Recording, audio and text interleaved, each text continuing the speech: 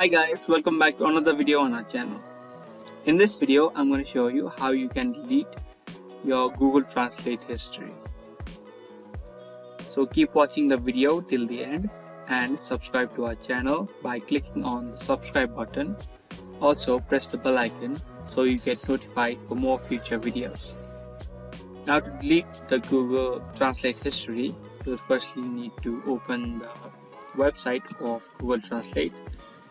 And then you can click on this history option, and this will show all the history that you have typed in to Google Translate. Now if you want to clear the history, you can simply click on this clear all history, and that's how easily the history of Google Translate has been deleted. So I hope you guys found this video to be helpful. If you did, give this video a thumbs up, and we'll be back with more videos similar to this.